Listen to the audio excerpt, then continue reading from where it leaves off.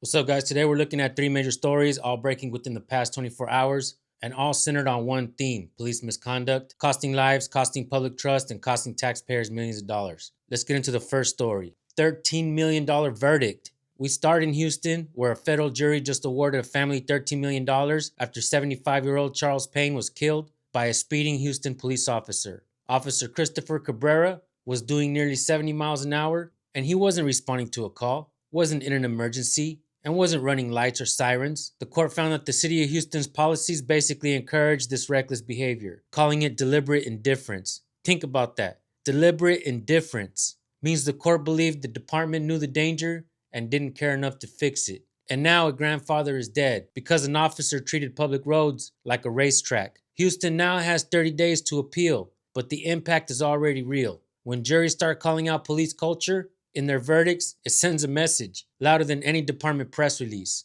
And let's keep in mind that I was just arrested because I jammed up a cop who was speeding down the road. Make sure you follow up with my personal story on San Joaquin Valley Transparency Channel. Let's go to story number 2. This one's out of Australia. An officer is charged with computer misconduct. We jump all the way across the world to Queensland, Australia, where a 23-year-old police officer has been charged with 8 counts of misconduct in public office and 28 counts of misusing a restricted computer system. The officer has already been suspended, and investigators say he accessed information he wasn't authorized to view. When most people think police misconduct, they picture excessive force or wrongful arrest. But digital misconduct is becoming a major issue. Unauthorized searches, data breaches, and misuse of the government systems. Police aren't supposed to spy on whoever they want, whenever they want. This case shows that abusive technology inside law enforcement isn't limited to surveillance companies like Flock or ShotSpotter. Sometimes it starts with the officer behind the screen. Even though this case is outside the US, it mirrors the same accountability problems we see here every day. Now let's go straight to story number 3. Chicago borrowing $283 million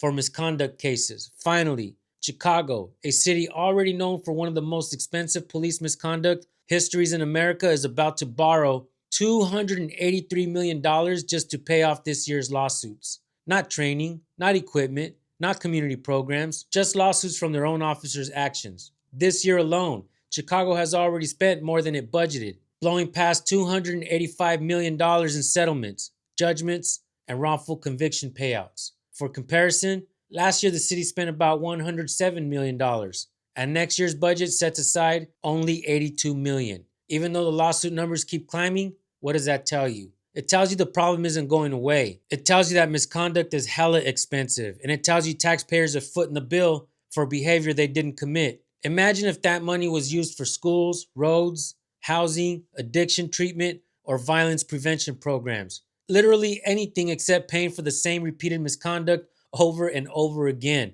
Chicago's situation proves that reform isn't optional. It's fucking mandatory if cities want to survive financially. And here are my final thoughts. These are today's stories, just today. And this is why we cover these cases, because mainstream media news is just about out of here. But the truth needs a voice. If you want more daily breakdowns of police misconduct, accountability, and public interest stories the mainstream outlets won't give you, make sure to subscribe, like, and hit that notification bell so you don't miss tomorrow's roundup. My goal is simple: inform, empower, and keep the spotlight exactly where it belongs. I'm your amigo San Joaquin. Stay vigilant, stay free, and always record the police. See you on the next one.